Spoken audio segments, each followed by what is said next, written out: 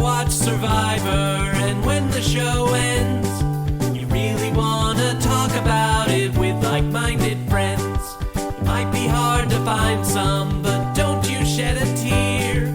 Check out the Purple Rock Podcast, and this is what you'll hear.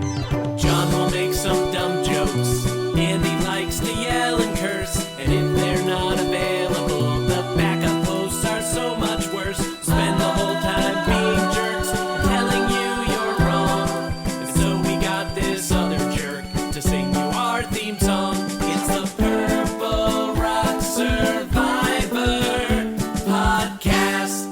Welcome to the Purple Rock Survivor Podcast. I am John. My co-host this week is Mike, who you may recognize from that theme song you just heard. This week, we are talking Survivor 46, Episode 10, which was, of course, entitled Run the Red Light, and not I Had to Watch You People Eat, which I feel was a huge mistake, honestly. But I just want to put this out there before we move on. This episode is brought to you by Cracker Barrel. If you've ever wanted to dine at an establishment that just feels vaguely racist at all times, if you've been driving along the interstate, particularly I-95, and you're like, I want to eat at a place that makes me mildly uncomfortable, both in the name and the decor and just the general vibe that you get from it, then, Cracker Barrel. This is the ad copy that they told me to read. You a big fan of the Cracker Barrel, Mike? I love their fried okra. Yes. I honestly have eaten at a Cracker Barrel maybe twice in my entire life, and it was not by choice either time. I don't think there will be a third time, honestly, unless, again, it happens against my consent. Yeah, so. Cracker Barrel's the kind of place where if you want to go somewhere else, but only have like 10 minutes to eat, Cracker Barrel. Right. Like if it's, you are starving and you're already basically right there. Yeah. Like you have some other appointment in mind. Yeah. Right. Or I guess if you have never been to America and you're like, what is Southern food kind of like? And then you wanted to experience that, you can get like a whole microcosm of the Southern experience, I guess. Southern U.S. experience. I'm sure the Southerners love Cracker Barrel. You know what we also love is some Waffle House. That's actually, if you're a foreigner and you are coming to America to get a truly authentic American experience, go for the Waffle House. Yeah, especially if it's like midnight and there's nothing else open. Waffle House is the place to be. You might see casual drug use. You could see fights. It's like the Spirit Airlines of restaurants. It is. I can't recommend Waffle House enough. Yeah, it's the place to be. Yeah. Oh, I'm so sorry to have trampled on the Cracker Barrel sponsorship with some high praise for Waffle House. Anyway, hey, let's talk some Survivor. First of all, did you like this episode? I did. It was a lot of emotions. It was certainly that. It was very interesting. This season as a whole, I've enjoyed quite a bit. But yeah, this, the previous few episodes have been on a pretty good high. And this one, I think your mileage will vary depending on how into the Liz experience you are. But I liked it. How about you? Yeah, I think I enjoyed this episode, and I do not like that we lost Tiffany, partly because it makes me fear like we might be inching closer to that doomsday scenario that Andy and I have been talking about for a final three. Pish posh. Yeah, but now, I'm staying hopeful. Also, part of the reason that I wanted Tiffany to stick around is because I thought, she could be an actually good player at this game. I think the events of this episode made me, it took a little bit of the bloom off that rose. Yeah. I feel like with Tiffany, what we were getting depicted by the show versus what it seemed like how she was playing, I feel like there were like two different things, because it felt like Tiffany had kind of taken a back seat as far as the show was concerned, but it certainly seemed like she was still someone who was involved in the actual goings on in the tribe itself. So there was like a kind of discrepancy there that now it kind of makes sense as to why that was. Yeah, and I think in general, she was an okay player, right? Like, Yeah. she's not actively terrible. There are some actively No. terrible players on this season. For sure. I also don't think, she is a absolute strategic mastermind. I think she's in that okay to good range, which is fine. Yeah. And in this case, we'll get into her downfall in this episode a little bit later, but I think you can make a case both for and against her in this episode. But overall in the season, I enjoyed that she was here. She was good entertainment. She was, as I said, at least a decent to good player for most of it. Yeah, So. she was entertaining, and she definitely helped during the pre-merge when there was so much focus on Banu and her just being able to kind of like shut him down completely. That was thank you, Tiffany. That was nice. Yeah. What we got so much focus on this episode was Applebee's. It was perhaps the horniest and most lustily described Applebee's meal I have ever witnessed in my life. Like, for a fast casual food chain, it sounded like it was really causing some significant arousal.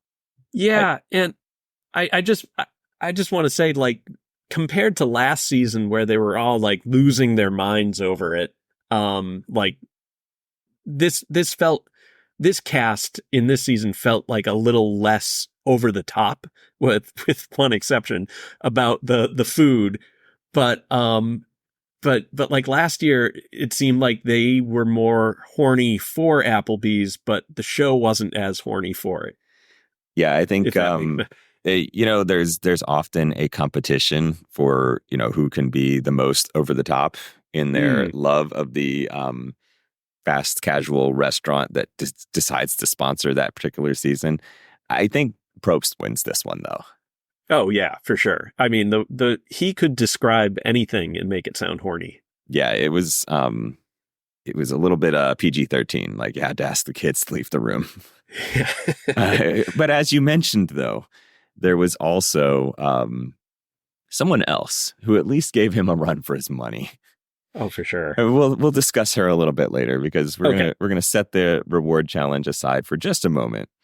Okay. Because before we got to that point, there was a discussion with Kenzie and Maria, and there's a recurring theme on this season, and I don't know if you have a better explanation for it than I do, but this idea that you need to take out your number one ally has become pervasive, and I don't know where that idea found its genesis. Like, what is the factual basis for this as like a resume bullet point? I don't know, because if you go back to last year, they wouldn't have seen 45. So D taking out like Julie at the end, or what, I don't even remember how that happened. So like they wouldn't have known that had happened. And 44, Jam Jam and Carolyn and Carson like made it virtually all the way. So there wasn't any of that happening. So I don't know. When did this start? Was it Jesse? Like Jesse taking out Cody? But Jesse didn't win. And so therein lies the problem, right? Like, if you want to say it was Jesse, prove that. Okay, but Jesse didn't win. Like, if you go back and you think historically, like Fishback and JT, they stuck together the whole time. Like Kim stuck with Chelsea. Like Boston Rob and Amber, they stayed together to the end. I Denise and Malcolm. Right. Well, Malcolm obviously didn't make the final three, but that was not because Denise decided to turn on him. That was she wasn't going to be able to save him. So exactly. She stuck around with him as long as she could. I think and you mentioned Carolyn and Jam Jam, same thing, and Carson too. I just don't think that there's this like wealth of examples where you can say like, oh yeah, that they really needed to turn on their number one. Like I think even in Winners at War, like I don't think Tony ever intended to turn on Sarah. He like, didn't. They were up against each other in fire, weren't they? Yeah, I'm saying like I think he was totally willing to take her to the end. It was not like, oh, Sarah's such a big target, I got to take her down, she's my number one. No, you could just ride to the end with your number one. Yeah. And I believe that the evidence bore out for Jesse that he made a catastrophic mistake in cutting his number one ally. Well, because when you cut your number one ally, you really should have some form of a backup in place, right? Yes. It's not just, hey, I get this resume building point, I guess. It's also like, oh, after that happened, I then transitioned to working with this person or this group, whatever it might be. It's just, I kind of get the rationale, at least that Kenzie spelled out, in that, she and Tiffany had been doing the same thing all game. Mm-hmm. Fine. Yeah. It's just that, again, if you're going to get to the end, which is important, that's a key aspect of winning, is that you actually have to get to the end. I don't know if that's been made clear to all of them. Yeah, I don't know. Because, and we'll get in that discussion with Tiffany later too. And Hunter last week as well. But the basic idea is just make it to the end. And having that number one ally that you can trust is kind of important, which is why those examples that we're just rattling off, like they had that person that they could trust, and that helps them get to the end. And yes, I get that it might be tougher to differentiate yourself once you get to the end, but you're never going to get that chance unless you have someone you can trust. Yeah, and we did see with Kenzie, like this episode at least, we saw her she got a scene where she was kind of like, it was kind of like a momentary madness that made me think I should get her out, and now that's passed. Like she had that moment where she kind of pivoted away from targeting Tiffany, which made a lot of sense. Like maybe she ate Applebee's and was so overcome by the food restoring her brain power that she was able to be like, yeah, that made no sense targeting her. She ate a quesadilla and she's like, no, actually now I realize I need a number one ally. Exactly. So the benefits of Applebee's far outweigh any negatives. That must have been it. Maybe she'd eaten the burger, then she would have circled back and been like, actually, I do want to take out Tiffany now. But because she wasn't able to eat that burger. Yeah, if she had overeaten, it would have, sent her back the other way. Right, for sure. Exactly. Yeah. So because of the way that some people seem to be approaching this season, do you feel like this is going to end up as like a good, bad season? Absolutely. And let me be clear on what I consider a good bad season to be. In this case, I'm talking about not a bad season of Survivor that you don't want to watch. This is bad gameplay that is very entertaining to watch. And do you think this season, if it plays out with a, let's say, mediocre winner who maybe did not play a good game, but it's been entertaining the whole way, do you think this is the best, like the pinnacle of what a bad gameplay season of Survivor could be? I don't know, only because I feel like Panama might have been it, right? Okay. Like I think that's what you're trying to topple, because Panama is a very mid-season. It happened to have a great cast and it was very entertaining. There were some good plot lines in there. You had some all-timers for casting purposes. And, although in that season, though, you did have some good gameplay mixed in. Thank you to Suri. Sure. But, to me, that's the bad season. Although, that's your peak. Maybe I'm negging it too much by calling it a bad season because, Suri was on there. There were things happening. But that's, to me, where I always put that that line at, right? Okay. And Okay. so if I'm comparing it to that, I don't know if this one could topple it, but I think it's in that sort of vein where there's probably going to be, if we're trying to make comparisons here, right now the Charlie Maria combo is the closest that we have to like a Suri. And does Sure. that match up? I don't know. No, probably not. But they are definitely playing, I think far and away, they are playing the best of the remaining players. I don't think it's even close at this point. Yeah, I think last week I had said it seemed like Charlie was the best player currently. I think this week we got to see a little more of Maria making it happen. Yeah. And, obviously they've been working together all along. But I think in this episode specifically, we got to see Maria leading the charge more so than Charlie. Yeah. And, I mean, Charlie's been immune the last 2 episodes, but to date, at least, we have not seen them even remotely getting each other, which, and look at how well they're doing. Oh, are you suggesting that maybe you shouldn't target your number one ally? It's a thought. It's just a thought I'm having. It doesn't need to be a hard and fast rule, but it's a thought. It's there. I almost want to see a scene where, you continually see people coming up to Charlie and Maria suggesting that they want to target their number one ally, and Charlie and Maria just looking at each other and being like, why is this a thing? Yeah. Like, you're not thinking this about me, right? Yeah. We both understand this is stupid, right? And then just being like, oh, that's a freebie. Right. Exactly. I mean, we're going to do it. If you want to isolate yourself, absolutely, I will help you do that. Yeah. It's kind of like, just to pivot to sports, but a sport that you don't usually talk about here on this podcast. It's kind of like watching Kansas City last year, the Chiefs, which they were not their typical like dominant team self, right? And they lost a lot of games last season, but they still won the Super Bowl. Like, right. It's like, that's what this season of Survivor is kind of like watching. It's just watching a lot of bad gameplay, and then the cream still seems to be rising to the top. So, well, I mean, similarly, this season also has some Taylor Swift influence. Oh, that's true. That's true. The you parallels. Can see. Yeah, exactly. There's so many.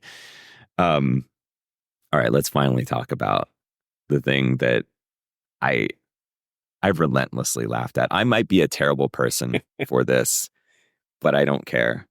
The reward challenge last night was just so many things happened. I mean, I'm probably going to spend a significant portion of this podcast talking about it.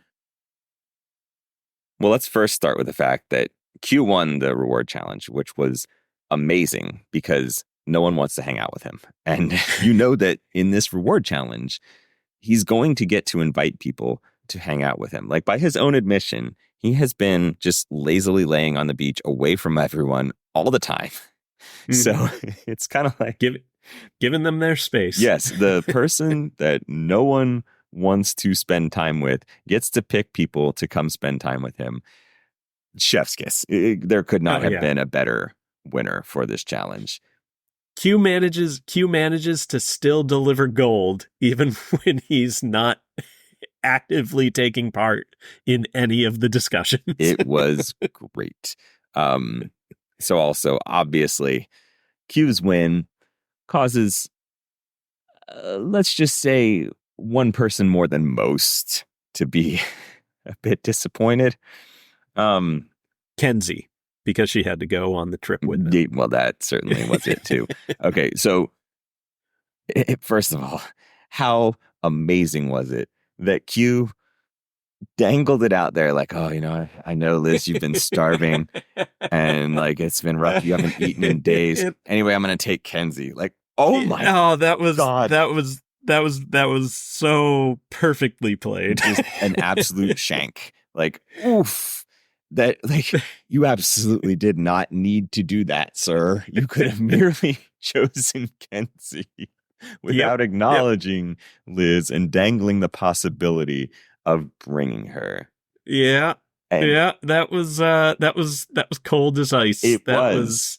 And then Liz is just apoplectic. And Oh. so there are layers to this. First of all, one of which Q points out is that, Liz, you did just try to vote me out at the last tribal council. So you can understand why maybe I'm not just wanting to take you on a reward to enrich you for having tried to take me out. Yeah, that was 100% a valid point from Q. Which, yes. Let's not overlook that she was the only one who voted for him on the revote. Right. She stuck with it. She really wanted to take him out. So now Probst has seen that Liz is clearly experiencing some emotion after Q's victory and who's he chosen to take with him.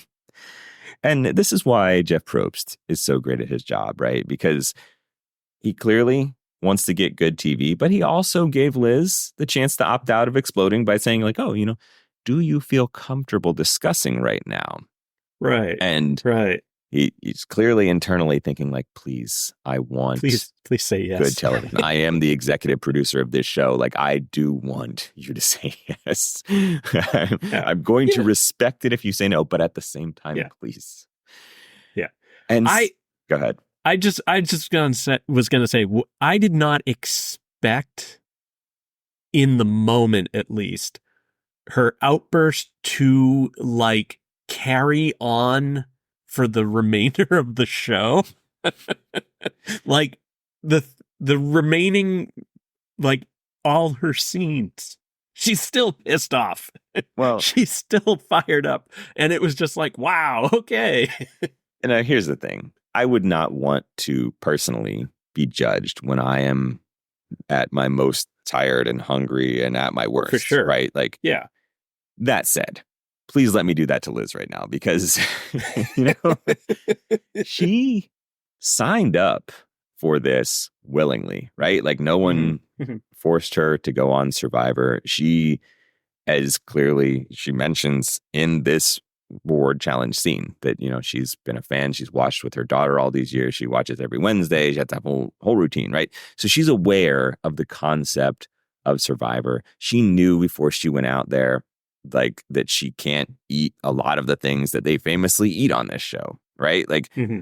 Right. None of this was a surprise to her, and nor was she forced to play Survivor without her consent. She is here because she applied to be here and chose to be here when they made the offer to her, right?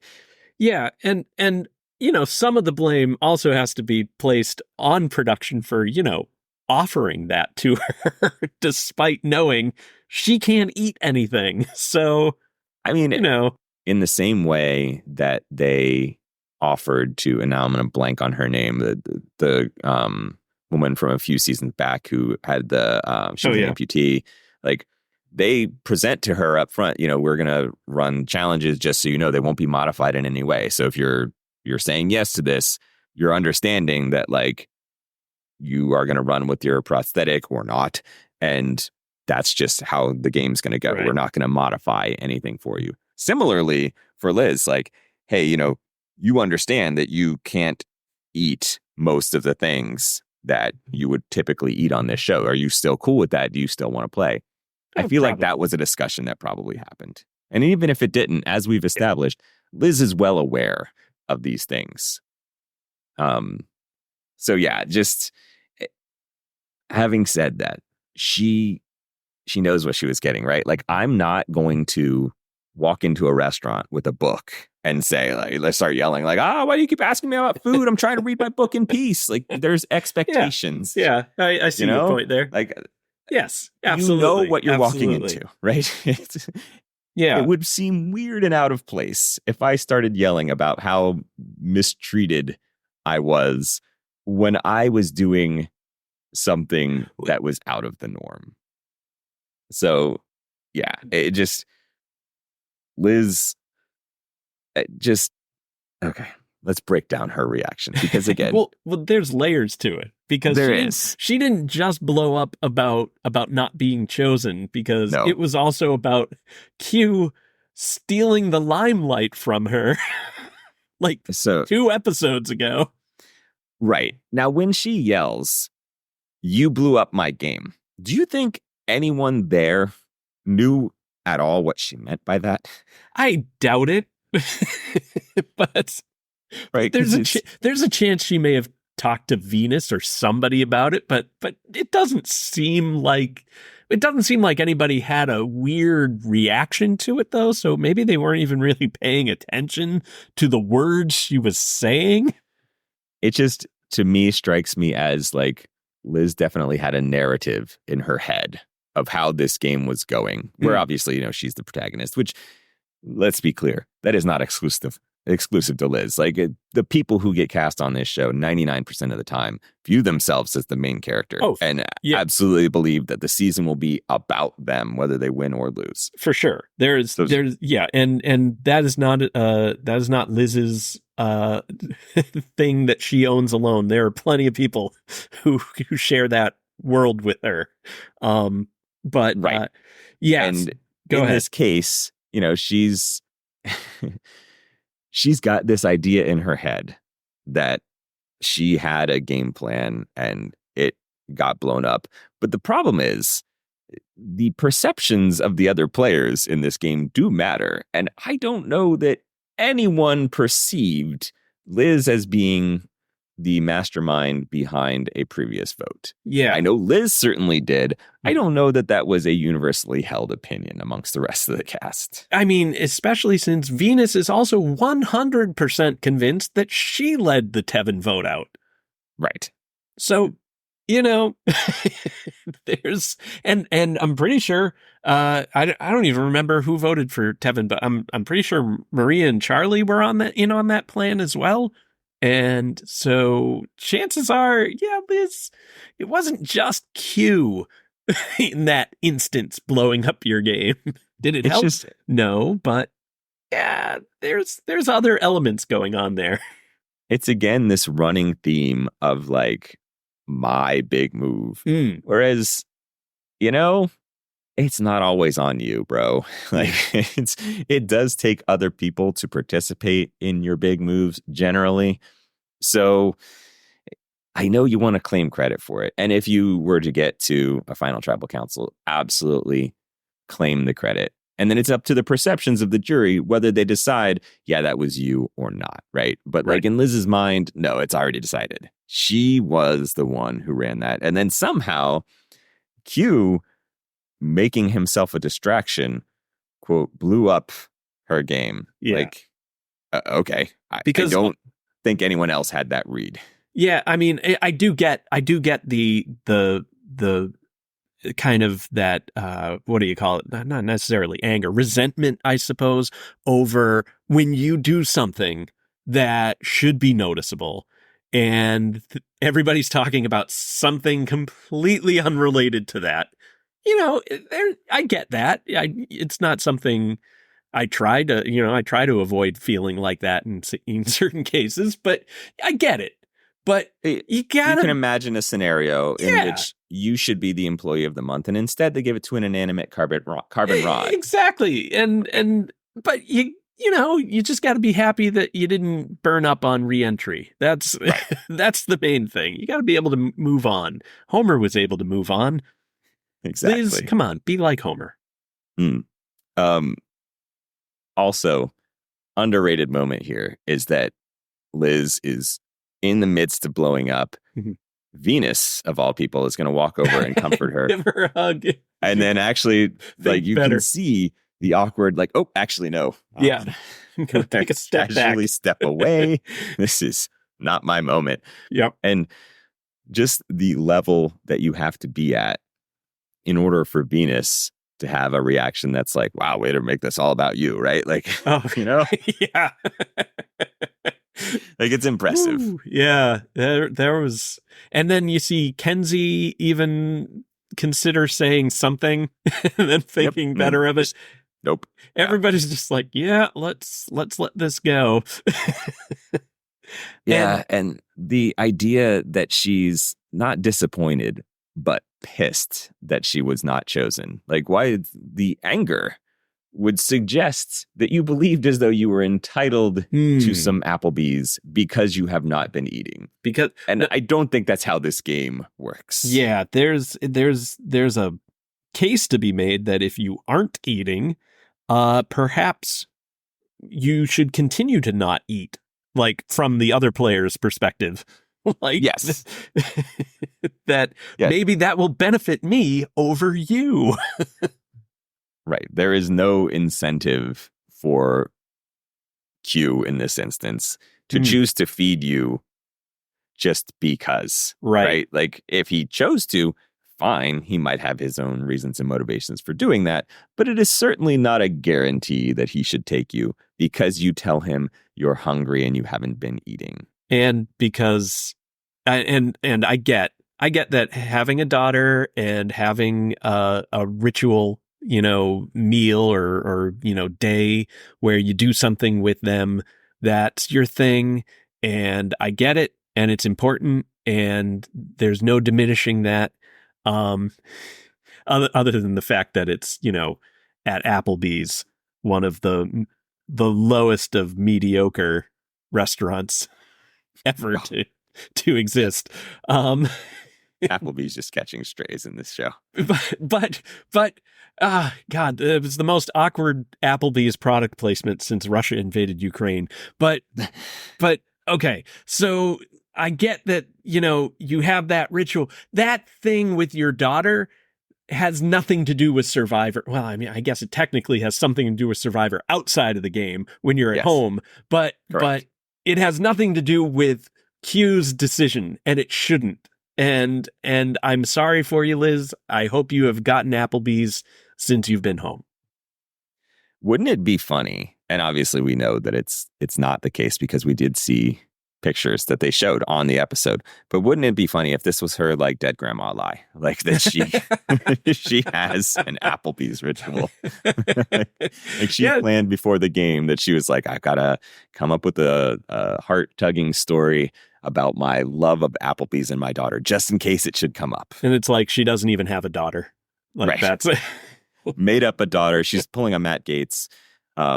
Yeah. And then just and then her whole scheme would be like, I need some Applebee's, and so I'm going to make up this ritual, which again, we know is not true. Yes, we know it's not true. And if that was actually all made up, oh my God, hats off to her. But unfortunately, honestly, applause, because you would deserve it for that. So of course, one of the other things is that, she mentions the burger, like, oh, we do the burger thing, and like, it's one of the few things I can eat. It's so great, blah, blah. And they have the specific burger, which they then feed, or I should say, not feed, offer to these people on the reward. And, all four they're a little full at that point, and they're not interested in the burger. They're like, no, thanks, actually, I'm going to take a pass. Yeah. Which is fine. If you're full, feel free to stop eating, because I imagine the food that you've already eaten is going to wreck your stomach after days of not really eating very much. Right. However,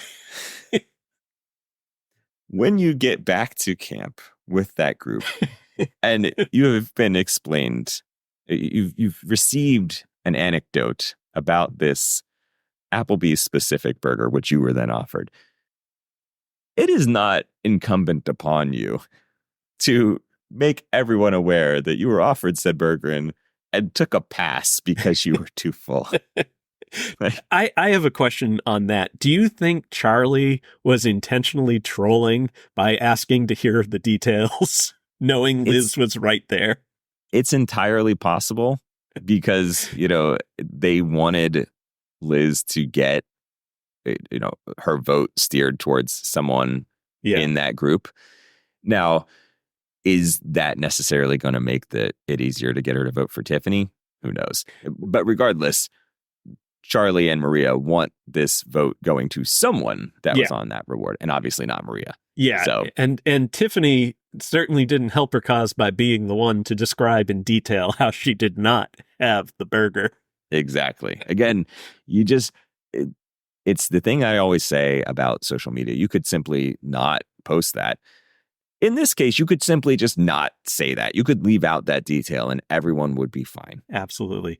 I think the only thing, like the one small piece of it that was missing for me was after Liz's outburst, when Jeff tried to kind of resume things by being like, okay, you guys are going to Applebee's at the sanctuary. He did not then restate where good things happen. He was so thrown off his game.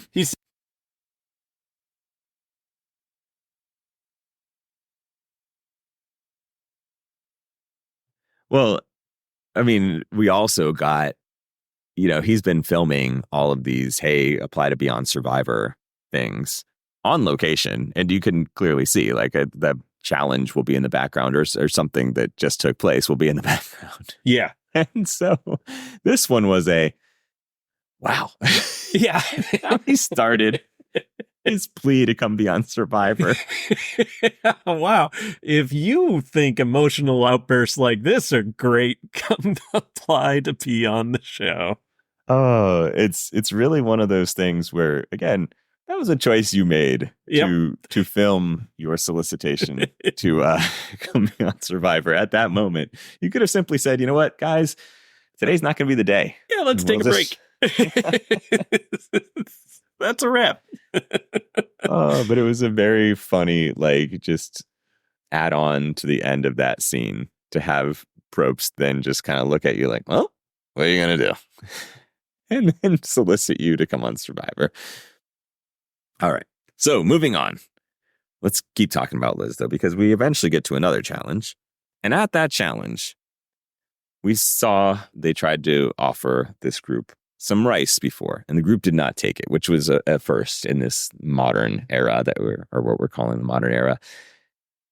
And so they're trying again because clearly they want to feed these people, right? Like this is, I don't think they expect it. And I think someone who listens to the Probst podcast confirmed they really want to be feeding them at that point. And so the fact that they turned down the food, well, they're not then just going to give them the food. So they want to then be like, well, you didn't want it then, but now you're hungrier. So do you want it now? And they, they're trying, but the players are once again actively resisting. And it's going to be interesting to see how they end up feeding them because they're going to find a way to give them food, right? Like they have to. Yes. That's the thing is I think they don't want to be pulling someone for like dangerous levels of weight loss and starvation. They don't want to be responsible for that. Like they're going to feed them in some way. And it's almost like, is that what is motivating this resistance to the rice thing from the players? Or are they like, long game thinking this out? There's no way they're going to actually starve us. Right. And if it is good on them for trying to play that out. I mean, the show itself, Survivor has not been about, survival since the very early days of the show. So for them to drop that pretense very early on and then try to pretend like it matters again is a little bit like, come on, guys, what are we doing here? But I just think this whole mentality, the mindset that they're in of you've got to earn everything. This is what the end result of that is people being like, well, no, whatever. Yeah, I don't want to earn it. Yeah, we don't want to earn it. Now what? Now what do you do? I'm going to quiet quit. Yeah. And it's just like, well, I think there's, there is an element of earn it baked into the game from the get-go. So why do they have to feel like they have to emphasize it to this extent? I don't know, but I'm definitely kind of over the rice negotiation. And I'm also at the same time similarly kind of getting over people not stepping out and thinking, I have a shot at this, that they absolutely have no shot at play. I was thinking the same thing last night. I think actually Q and Liz the other day or the other episode when they were like, yeah, I'll sit out. And then they immediately fell out of the challenge. Well, yeah, it makes fucking sense. They were accurately assessing their own skills and abilities at that challenge. So good for them for immediately saying like, nope, this is not for me. Right. And versus Venus in this one was like, no, I'm gonna do it, and Yeah. just immediately fell out. See, now, for whatever reason, with Venus, that's pretty funny to me. It is still funny, of course. But to everybody else, like, Ben, come on, Ben, you should have known better. Right. Yeah, I think, there is something to be said for having the awareness of your own strengths and weaknesses, which kind of references what I got to earlier, right? Where if everybody thinks that they're the main character, of course they're going to think that they're the best at whatever thing. Right. So it's not always the case.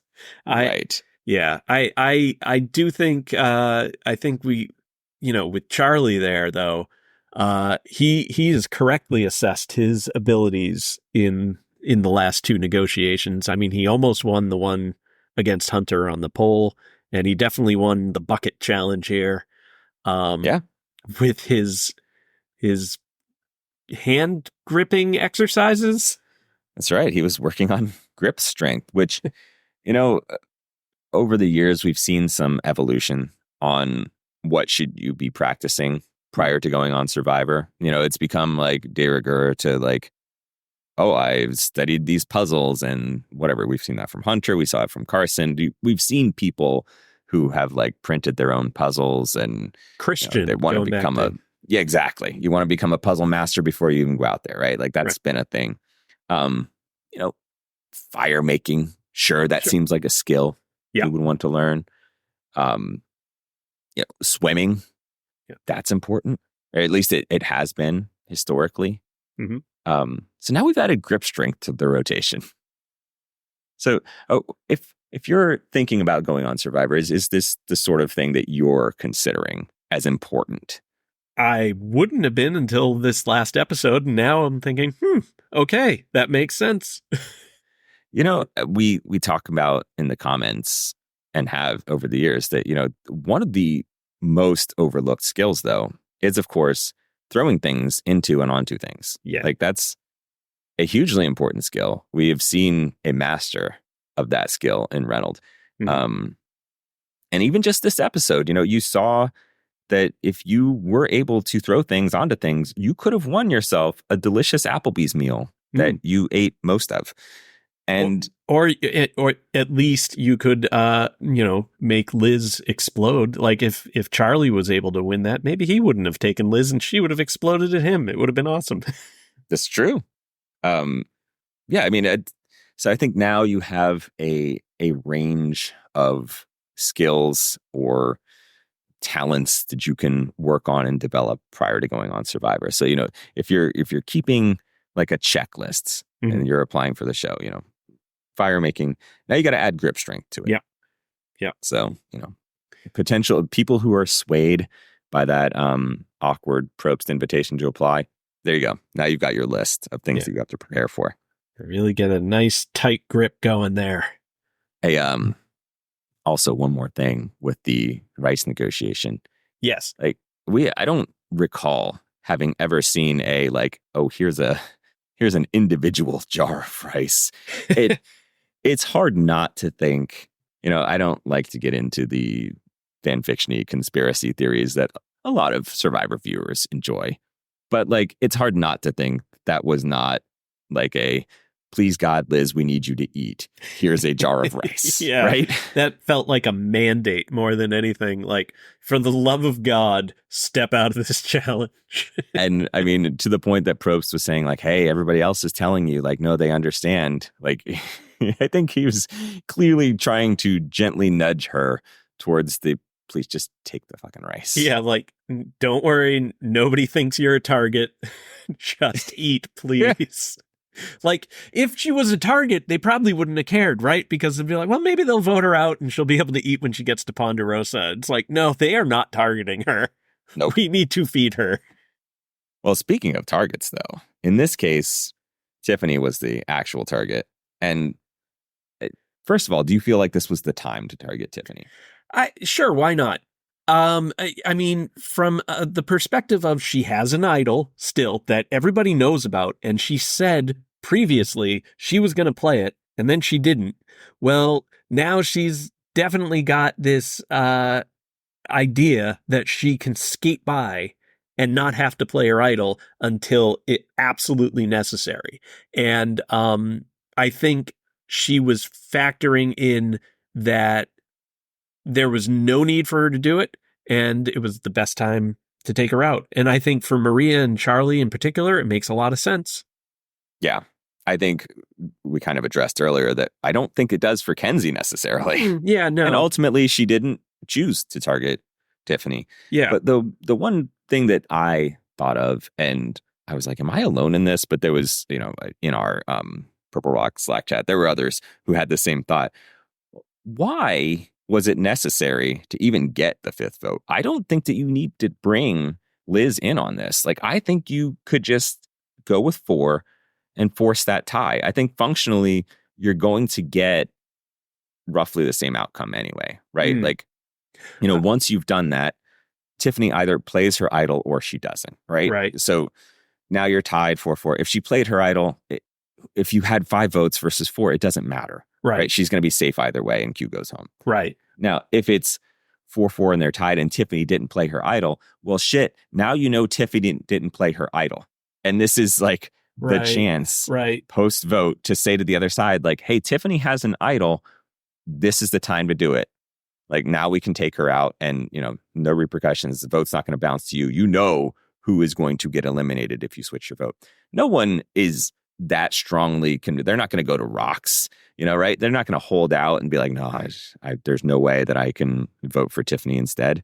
Like, they had her, and they could have just taken her out there. And you make a good point. I don't know. I don't know. I mean, I suppose Kenzie might have flipped, but I don't know that Venus would have. And if Liz was already locked in on Q, I don't know that she would have either. So see, I think before you get that second round of voting, that's when I don't know for sure if Venus or Liz necessarily knows that Tiffany had an idol. Right. But that's where I say publicly, like, hey, just so you guys know, like, Tiffany has an idol. That's why we took this shot. Like, if you don't take her out right now, she's going to play it next time and she's going to take out one of us. Right. And I think that gets you one of those people. That's probably accurate. I think they clearly did not want to risk her not playing her idol. So, and I guess just don't take the chance of having it somehow go to Q and be Q's getting voted out. So that's probably why they tried to draft Liz in. I mean, it worked, but that's results-based thinking. It probably would have been better to go the split vote plan and just do 4-4 and then get her on the revote. But yeah, I think Kenzie would have flipped probably in that situation. I mean, the thing is, on the revote, you only need one. If absolutely. Charlie and Ben and Maria are going to stay voting for Tiffany, which they would. Yeah, they were. Then, you just have to get one of those other people to vote for Tiffany. And I think you could make that happen. I don't think that they are that committed to keeping Tiffany over Q.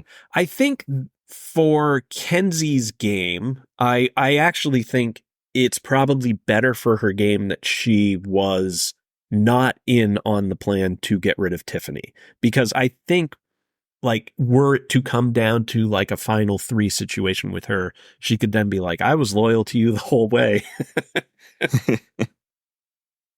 I guess in theory, I mean, from the way she's told it, it sounds as though Tiffany would respect, or at least they've had some conversation where Tiffany made it seem like she would respect them going at each other at some point. Yeah, perhaps. But the one thing that definitely deserves some discussion is Tiffany holding on to her idol, because this is the second week in a row where we've had someone leave the game with an idol in hand. And why do you think that this is a pattern this season? That's a very good question. I think it is maybe because people just aren't eating enough. Their brains aren't working. Last week was completely egregious. Hunter should absolutely 100% have played his idol. I can understand in this instance why Tiffany did not play her idol here. she felt very secure in the knowledge that Q was going to be the target, she still should have played her idol. Like, right. I mean, you can point at the scoreboard and say, like, obviously you should have played your idol. But yeah. I'm with you in that, like, I kind of get it in this scenario, not playing it, because it did seem like Q was such an obvious target. However, at that tribal council, Probst was laying it on very thick about how, like, Q has been a smokescreen and blindsided people these past 2 tribal councils. And that didn't, make anybody, let's have some second thoughts about this. And to be fair, like, Charlie, I think, did a very good job of selling it and trying to keep Tiffany from needing to play her idol, because he said, I've been worried about that too, but I'm realizing, no, it's actually just that we all agree it's Q this time. Yeah. The one thing that I feel should have tipped Tiff off a little bit was when I think it was like the 3rd time Jeff said smokescreen. Like, that should have been kind of the clue. Like, this is unusual. Yep. But the thing about Tiffany's idol and why she should have played it is because she had already declared the previous time that she was going to play it, to burn it, to get rid of it, and she didn't. So now was the perfect time in which to do that. I get that having an idol gives you some security, but it's only good if you play it. And sometimes playing it to get rid of it, to lower your target level, is a valid option. Like, that's good gameplay too.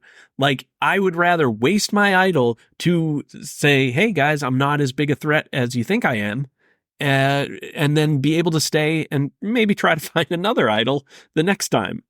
It's just, you can't continue to play if you're not there. And not only that, I mean, the fact that you had explicitly said, hey, I'm going to play this idol, and then didn't, well, now's the time when you say, I didn't do it last time, I got to do it this time. Yeah, exactly. Then, not only that, because then when you said that, and then you follow through and you do it, people think like, oh, okay, you are being straightforward with me. Exactly. Right. Like, I can trust the things that you're telling me. Right. When you say, I'm going to play this idol for sure, and then you don't, I'm like, are you playing me here? Or are you just not telling me all the information? So, I think you're right too, in that, like, if she's a threat because she has that idol, then there is some value in just burning it, because, then you're back to an even playing field to everybody else, and maybe you don't seem like a target to them. Do you think she even, like, considered the fact that how close she was to maybe winning that challenge may have raised her target level a little? Or do you think she just was so locked in on Q that I feel like that no one in that Applebee's challenge was oh, sorry, that's right. What's the Applebee's challenge? No, I was like, oh, damn it. They were still talking about it at that point, but that would have been a good distraction. So no, okay. Yeah, it's entirely possible that people were like, oh, wow, she's legit. But I think, at this point, there's a lot of people that are roughly on the same level of challenge competition. So I think she is exactly what I said at the start of the show. She's a okay to good player, and that in this season, it's a reasonable threat level. Yeah, it's better than average on this season. Right. One other thing that we got in this episode was yet another Van Halen reference. And, I know earlier in the season, we got to talk about our top 3 Van Halen songs. You, unfortunately, were not here. You were obviously a big music fan.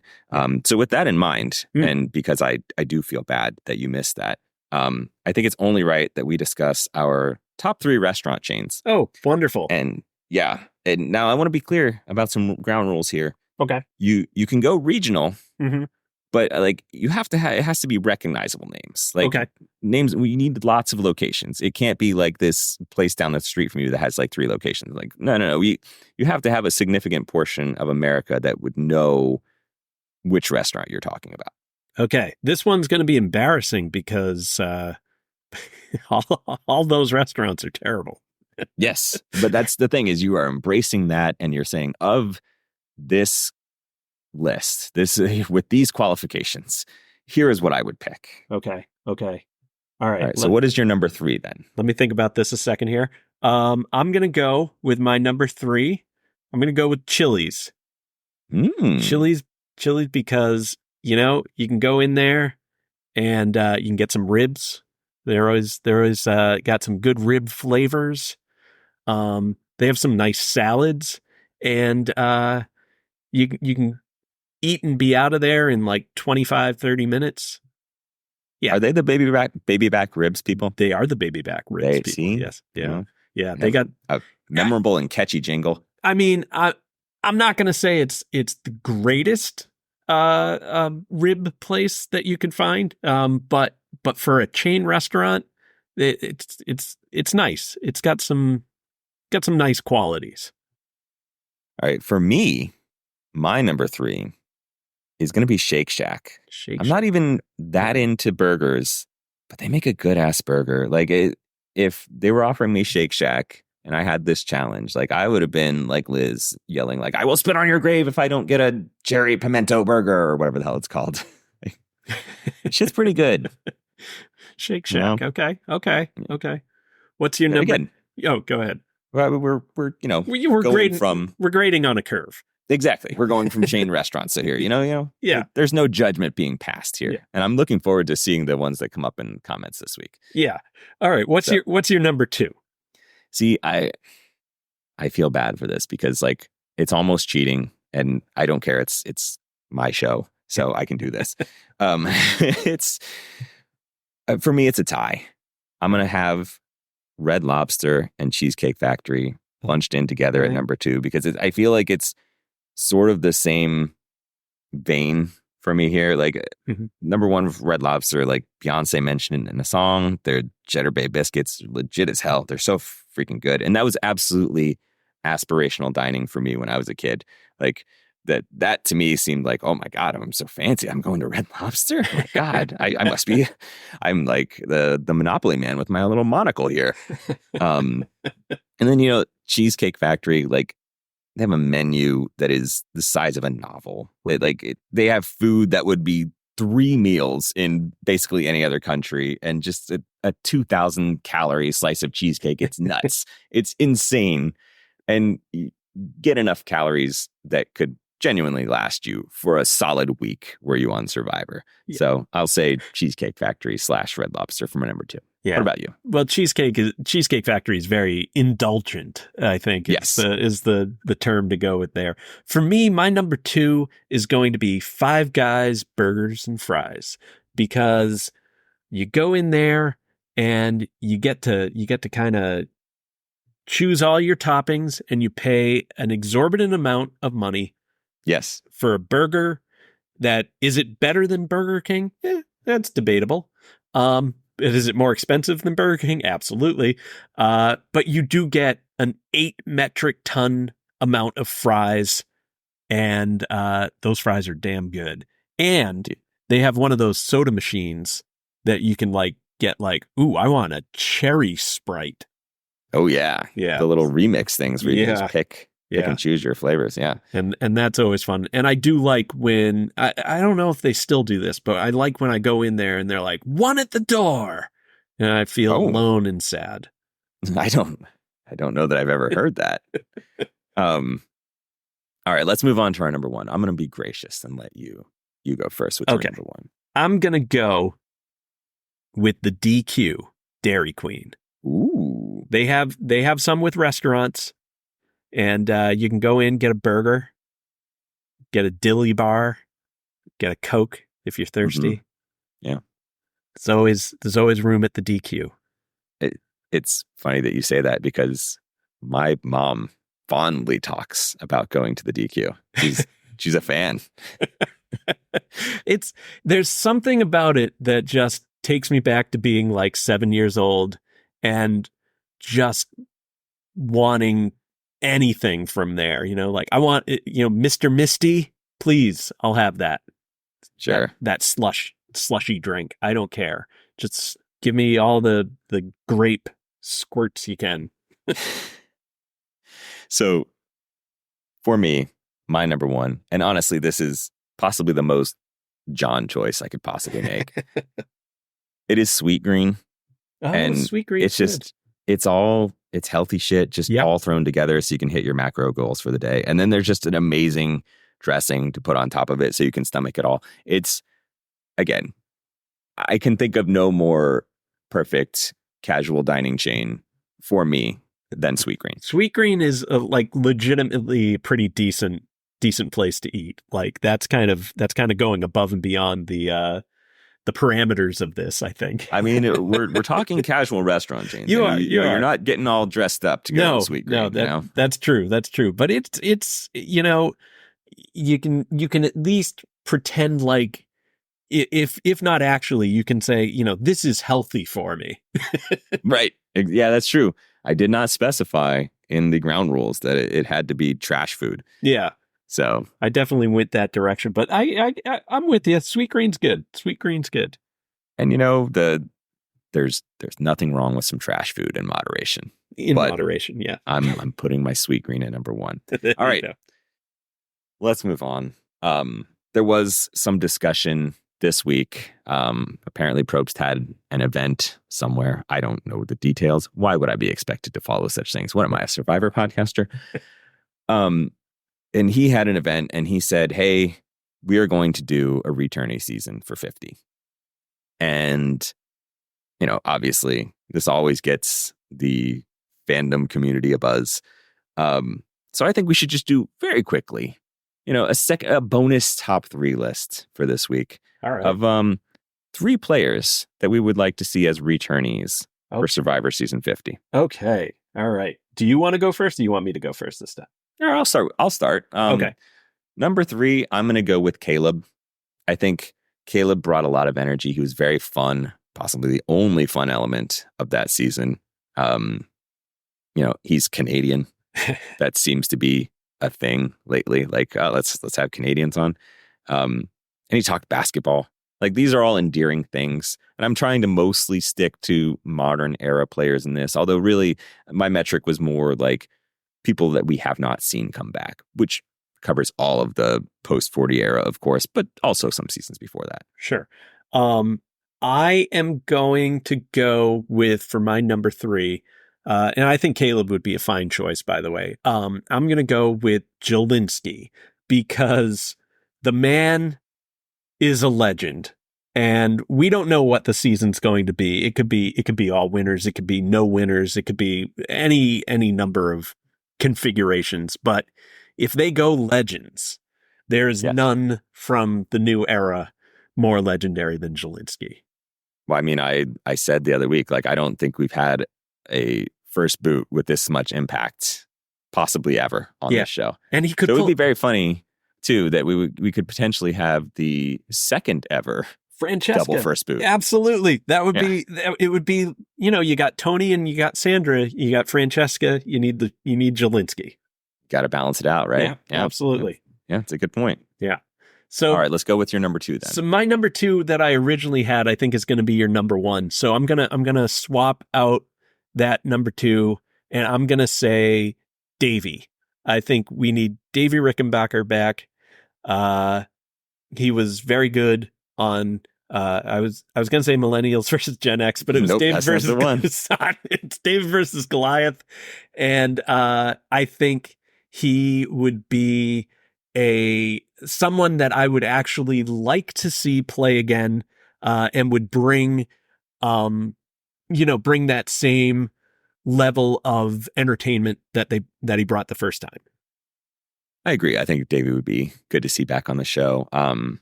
And my number 2, because I think you're correct in that we were going to have matching number 1s now. Well, my number 2 would be Carolyn. Okay. Because I thoroughly enjoyed the Carolyn experience. I think I mentioned during that season that I feel like, when she comes back, people might actually view her as a legitimate player because despite the outwardly weird personality, like, she was genuinely understanding of the game of Survivor. So I would say, she definitely had an understanding of the game. And my only concern with Carolyn would be that the elements that delighted me the first time around, I'd find a bit tired the second time around.